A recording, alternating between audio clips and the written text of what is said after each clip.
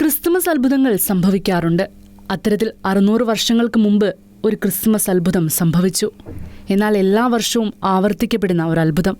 അതാണ് പരിശുദ്ധമ്മയ്ക്ക് അവർ lady of the flowers എന്ന നാമം നൽകിയ ആ അത്ഭുതം.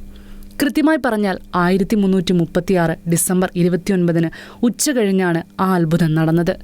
സ്ഥലം ഇറ്റലിയിലെ ബ്രായുടെ പ്രാന്തപ്രദേശത്ത് ടൂറിനിലേക്കുള്ള വഴിയിൽ. ടൂറിനിലെ വിശുദ്ധ കച്ച സൂക്ഷിച്ചിരിക്കുന്നതിന് വടക്ക് ഏകദേശം 43 കിലോമീറ്റർ അകലെ.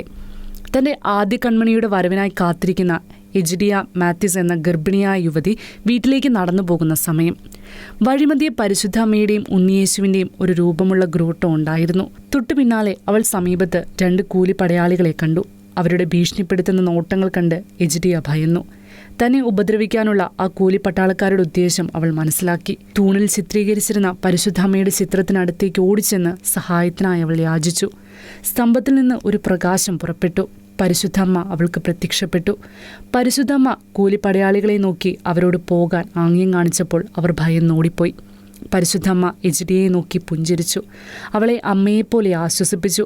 ഭയാനകമായ സാഹചര്യത്തിൻ്റെ സമ്മർദ്ദവും വൈകാരിക തീവ്രതയും ആ യുവതിയെ ഉടനടി പ്രസവിക്കാൻ പ്രേരിപ്പിച്ചു. അവൾ തൻ്റെ കുഞ്ഞിന് ജന്മം നൽകി. പരിശുദ്ധമ്മയുടെ ദർശനവും കുഞ്ഞിൻ്റെ ജനനവും മാത്രമായിരുന്നില്ല സന്തോഷകരമായ സംഭവങ്ങൾ. തൂണിനു ചുറ്റും സമീപത്തുള്ള ഇലയില്ലാത്ത കറുത്ത മുള്ളുള്ള ചെടി മഞ്ഞു മൂടിക്കിടക്കുന്നതായിരുന്നു. പെട്ടെന്നത് വിരിഞ്ഞു. ആയിരക്കണക്കിന് വെളുത്ത പൂക്കളാൽ മൂടപ്പെട്ടു. ഇന്നും ആ അത്ഭുതം വർഷം തോറും ആവർത്തിക്കപ്പെടുന്നു.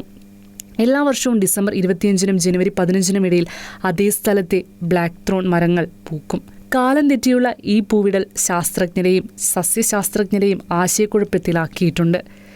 കാട്ടുപ്ലം ഇനമായ ബ്ലാക്ക് ത്രോൺ ഒരു തവണ മാത്രമേ പൂക്കൂ എന്നത് പഠനങ്ങൾ വെളിപ്പെടുത്തിയിട്ടുണ്ട്. എന്നാൽ ആ പഠനങ്ങളെയെല്ലാം കാറ്റിൽ പറത്തി ആ അത്ഭുതത്തിന് ടൂറിൻ ഇന്നും സാക്ഷ്യം വഹിക്കുന്നു.